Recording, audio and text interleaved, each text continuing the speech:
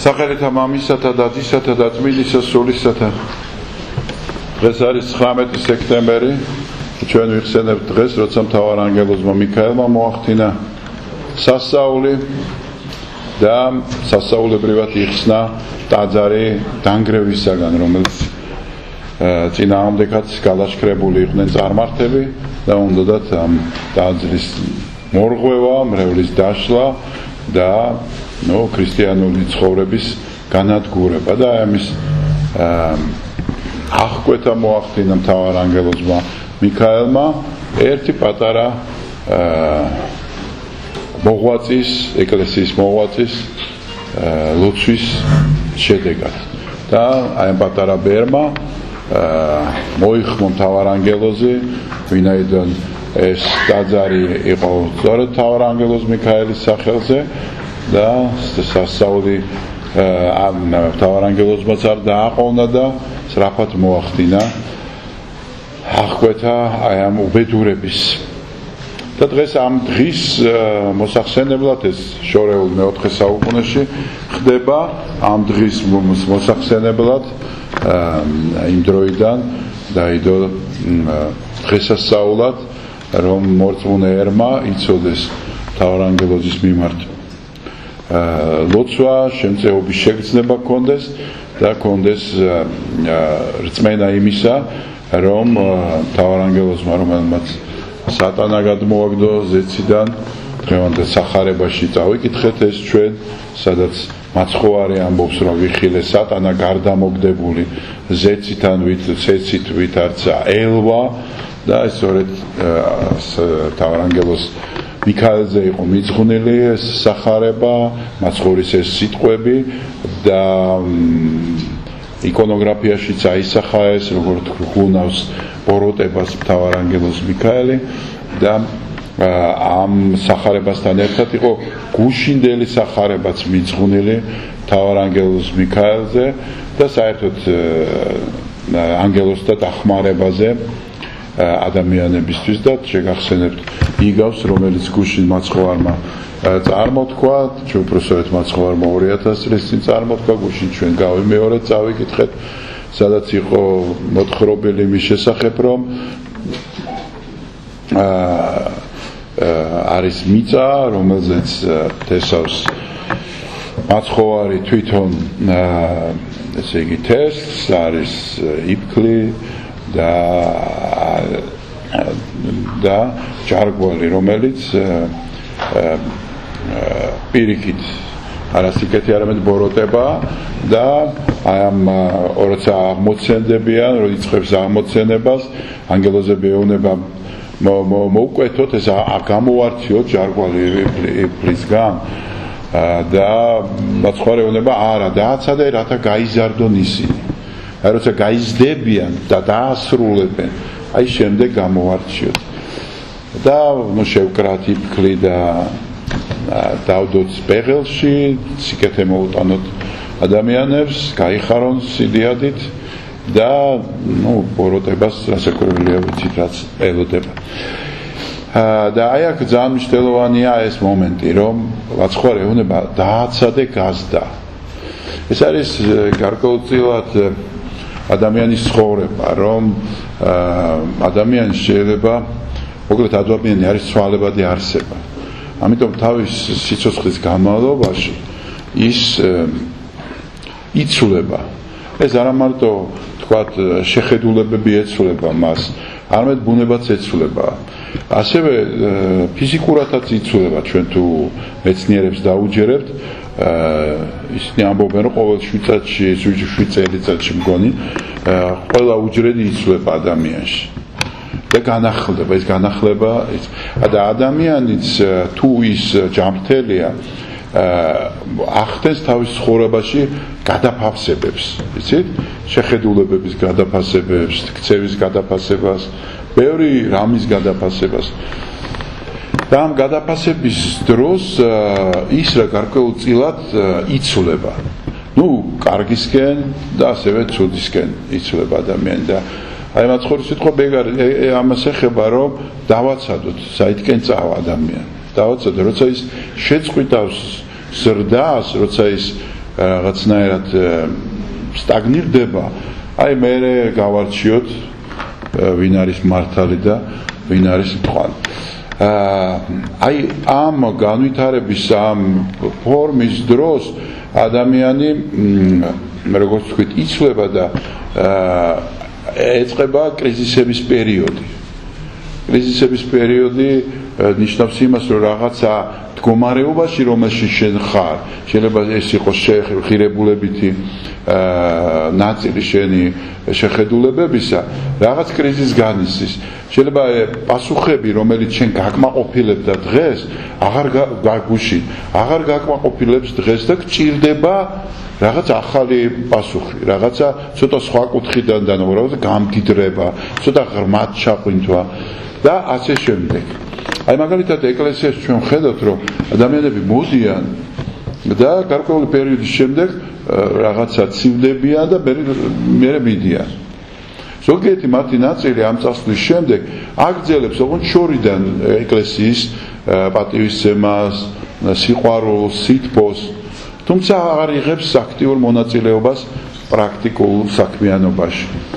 და გარკვეული ნაწილი პირიქით ბოროტდება და ყველაზე დიდი მდევნელები ხდებიან ისეთი ადამიანები, რომლებმაც იციან და მოხდა მათი რაღაც განსაკრულება, რაღაც განძარცვა, ასე ვთქვათ, ეკლესიურად რო ვთქვათ, მადლისმიერი განძარცვა და იწყება ჩაბმა ეკლესიის წინააღმდეგ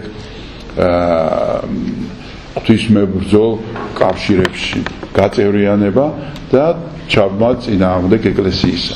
და ამ დროს სწორედ აი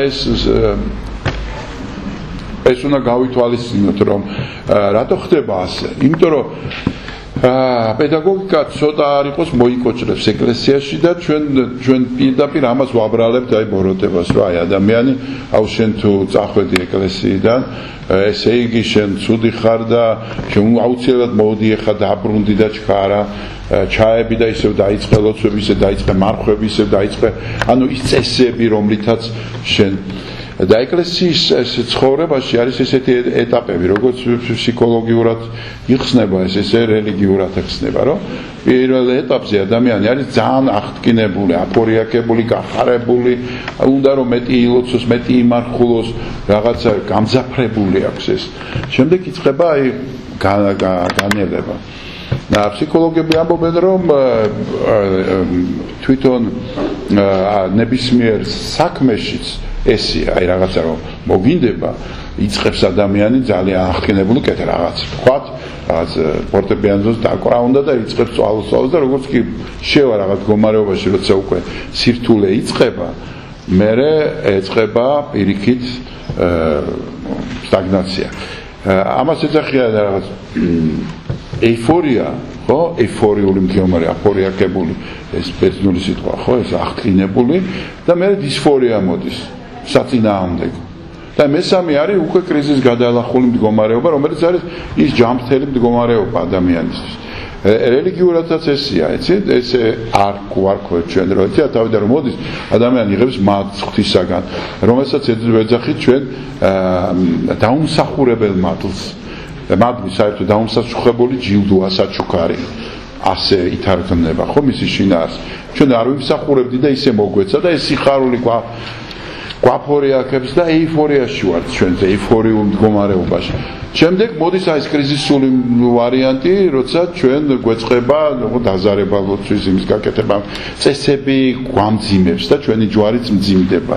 და უკვე დისფორიული მდგომარეობა, როცა რაღაცა ამ მდგომარეობიდან ადამიანი გადის ეკლესიაში, ამ დროს გადის.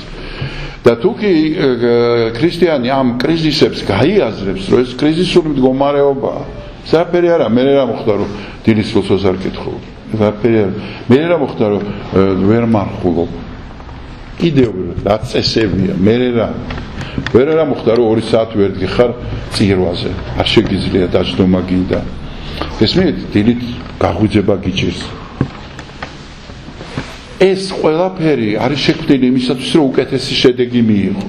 და სულაც არ არის იმისათვის, რომ ყველა ამ ჭრილში იჯდეს, აი აქედან აქამდე უნდა ანუ ჩვენ არა ვართ რაღაცა გამოყვანილი ერთნაირი რაღაცა კვერცხებით, ხო?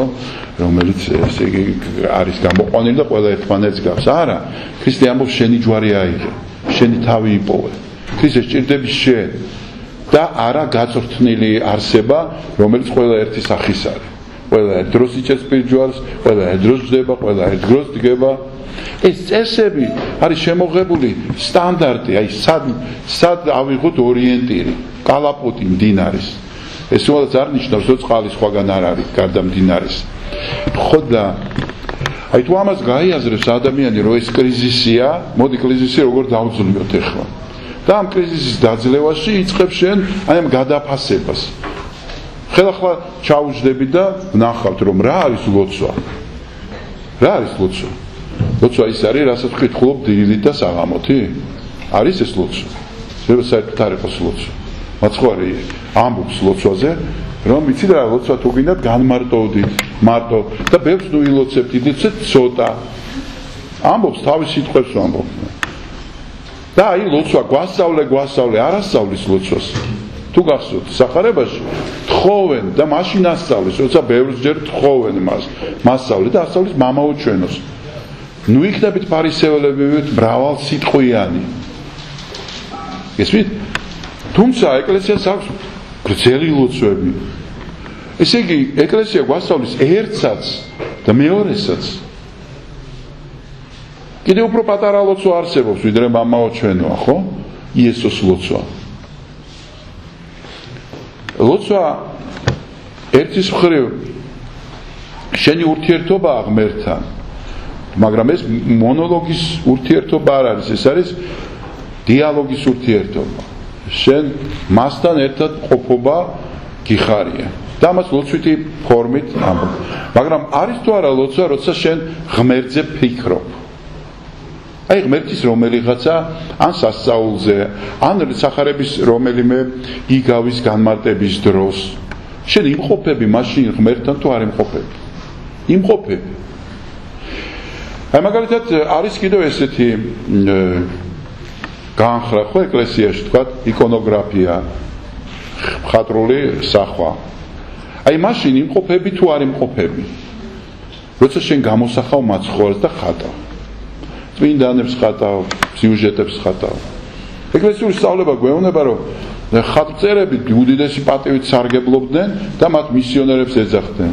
სამღვდელო ხარისხსაც კი უტოლდება, იმიტომ რომ ისეთ სასწაულებს ახდენ შემდეგ ის ხატები და იმდენ ადამიანზე აქვს გავლენა ამ შემოქმედებას, როცა არ მოუდგენელია, რომ ამ ტიპის მხატვარი არ იყოს ღმერთთან დაკავშირებული, ხო? თქვენ გალობელია, გალობს, წერს, საგალობელს. წინაც ჰიმნოგრაფია იქნებოდა მონასტრებში, დღეს ეს შეჩერებული ესე. და რატომღაც გვინდა რომ მაინც და მაინც მხოლოდ ის ძველი ვატრიალოთ და არაფერი ახალი შევქმნათ. არის ესეთი მიდგომაც, ვითომ კონსერვატორული, მაგრამ მაინც არ არის ქრისტიანული, იმიტომ რომ ქრისტეს უნდა 21 საუკუნეში განადიდო. 21 საუკუნეში როგორც ფიქრობ შენ, ისე უნდა განადიდო. და არა ვთქვათ იმეორო ის რაც მე-5 საუკუნეშია. კი, გამეორება ცუდი არ არის, მაგრამ ეს იმას არ ნიშნავს, რომ აქ გაჩერდი და სხვა არაფერი არ აკეთო. და არაფერი არ გაკეთება იწვევს სწორედ ესეთ კრიზისებს. იმიტომ რომ შენ თუ აღარ მონაწილეობ და აღარ ვითარდები და ხარ სამუზეუმო ექსპონატი, სახარება თუ გიდევს სახში და იცი რომ აი სახარება წავალ და ვაკოცებ და მე რა რო ვაკოცებ. ეს შენი დამოკიდებულებაა მისგან, მაგრამ შენ ხო უფრო ხონდა გადაშალო ის სახარება და წაიკითხო რას მეუნება უფალი. და დღეს რო ერთნაირად გაიგე ეს იგავი, ხვალ მეორენაირად გაიგე, ხვალ მესამენაირად გაიგე. და ერთ იგავს ვიგებ სულ სხვადასხვანაირად, ვერც უნდა ვინც კითხულობთ ხოლმე ხშირად სახარებას, აუცილებლად დააფიქსირებდი რომ რაღაცა ახალი პლასტი იხსნება, იცით ადამიანის. სწორედ ეს არის ის, რომელიც შენ გაძლევს უკვე სხვანაირ ეტაპზე გადასვლის შესაძლებლობას. და შენთვის აღარ ხდება რაღაცა კარაკი დევს, არ დევს, სუფრაზე ეს არის, ის არის, იქ ვერ წავედი, იმიტომ რომ მარხვა მაქვს და მე მეგობრებთან ვერ მივედი დაბადების დღეზე, იმიტომ რომ მე მარხულობ და იქ უხერხო მდგომარეობაში. არის პირველი მეორე საუკუნის ძეგლი. წერილი ძალიან მნიშვნელოვანი ძეგლია წერილი დიოგნეტისადმი და იქ არის აღწერილი პირველი ქრისტიანების ცხოვრება. საერთოდ არ არის იმაზე ჩვენ რომ წავიკითხოთ ახლა ის, ხო? საერთოდ ვერ აღმოვაჩენთ ჩვენ თავს მასში. რატო? იმიტომ რომ წერს ის კაცი რომ უცნობი ავტორია. რომ ჩვენ ქრისტიანები არაფრით არ განსხვავდებით იმ ხალხისგან, ვისთანაც ჩვენ ერთად ვცხოვრობთ. საერთოდ არაფრით. გარეგნულად, თქვათ, ჩაცმით, ცხოვრებით. თქვენ დღესასწაულობთ მათთან ერთად ისინი რასაც დღესასწაულობენ. ჩვენ ვართ მათ გვერდით. მაგრამ ქრისტეა მათში ის გამასხვავებელი. რა არის ეს გამასხვავებელი? რომ უდიდეს სიყვარული აქვს იმ და ამ სიყვარულში ცხოვრობს. არც შესამოსელი აქვს, არ ჯვრები გადმოყრილი გარედან, არც რაღაცა მედიტური სახეები, რომ მე ქრისტიანი ვარ და რაღაც განსაკუთრებული პატივი მჭირდება. ან მე სასულიერო პირი ვარ და მე უნდა მისმინოთ მაინც და მაინც სხვას არავის არ უსმინოთ. არა, არ განსხვავდებით არაფრით. მაგრამ ჩვენ ცხოვრობთ ისე, რომ თითქოს ეს მიწა ჩვენი სამშობლო არ არის. ჩვენი სამშობლო არის ცაში. და ყველგან სადაც ჩვენ ვართ, არის ჩვენი სამშობლო და ამავე დროს ჩვენ ვართ წირები ამ სამშობლოში. უცხო ეს ჩვენთვის. ზუსტად ესე საქართველო არის ჩვენი სამშობლო, მაგრამ არ უნდა გეგონოს, რომ აქ სრულდება შენი სამშობლო. შენი ნამდვილი სამშობლო არის ზეცა და შენი ეს სამშობლო არის დედამიწა და არა საქართველო, ფართო გაგებით.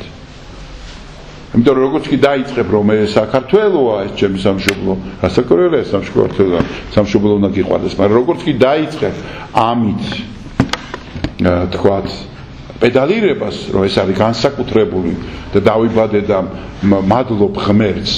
ეცა დავიბადე ბევრი მომისმენია. დავიბადე საქართველოში, ამიტომ მადლობ ღმერთს. საქართველოში სტალინიც დაიბადა და რა. და 1000 ყორღანაშვილიც დაიბადა რა. უამრავი ვინმე დაიბადა საქართველოში. საქართველოში რომ დავიბადე და ამას წამოწევ წინ, იმ წუთშივე ნიშნავს რომ ვიღაცა დაიბადა რაღაცა სასუნხეთში. ვიღაცა დაიბადა ინგლისში, ვიღაცა დაიბადა საფრანგეთში, ვიღაცა საერთოდ ერაყში დაიბადა. და ჩვენ ხედავთ რომ ღმერთის ხელი გადადის ყველგან. იმიტომ რომ ყველა უყვარს ადამიანი და ყველა სხონება უნდა ღმერთს. ყველა სხონება. ამიტომაც აი ეს წერილიც მაგაზია, რომ ჩვენ ვართ, გვიყვარს იქ სადაც ვართ. და მაგრამ ჩვენი სამშობლო არის ეცა. ჩვენი სამშობლო არის ქრისტესთან. იქ სადაც ქრისტეა არის შენი სამშობლო. და იქ სადაც ქრისტე არ არის შენი სამშობლო. ამიტომაც აი დღევანდელი დღეს ეს სახარება გვასწავლის მე მგონი შემდეგ რამეს რომ ეს ზრდა ადამიანში სულ უნდა მოხდეს. ეს განახლება სულ უნდა მოხდეს, გადაფასება შენი შეხედულებების, შენი მოქმედებების სულ უნდა მოხდეს. სულ უნდა განახდეს ქრისტე. მარად ესე აი ერთ რამეს გეტყვით, აი ერთ პატარა აზრს ამბობს მაცხოვარი, არავინ ჩაასხას ახალი ღვინო ძველ ტიკებში. რას ნიშნავს ძველი ტიკი? ტიკი ხო? ტიკი ჩვეულებრივი კეთდება იმით ტყავისგან ცხოველს, ხო? ძველი არის გამხმარი და არ არის ელასტიური. და ახალი ღვინო იმაშვება, ფეთქავს, ხო? ამიტომ გახებს იმას. იმიტომ რომ არ არის დრეკადი. და რა სიბზნეს ამბობს მაცხოვარი. ასევე თქვენს ახალი ტიკებივით უნდა იყოთ, იმიტომ რომ სულ ახალი ღვინო ისხმევა. და თუ არ იქენი პლასტიური შენს ვერ დაიტევ და მე რეიწყებ ეკლესიაზე გასვლას, ლანძღვას, გინებას, თუ არა და ნუ შორიდან კომაგობ ეკლესიას. ნუ ყველაზე კაი ვარიანტი, ხო? ამიტომაც აი ეს მარად განახლება ადამიანს სურვილი მარად განახლებისა და ძალისხმევა ამ განახლების დროს კრიზისების დროს არის მეტად მნიშვნელოვანი. ღმერთმა დაგლოცოს და ამ შემთხვევაში მთავარანგელოზი გვეხმარება ყოველივე ამაში. გაიხარეთ. გილოცავ.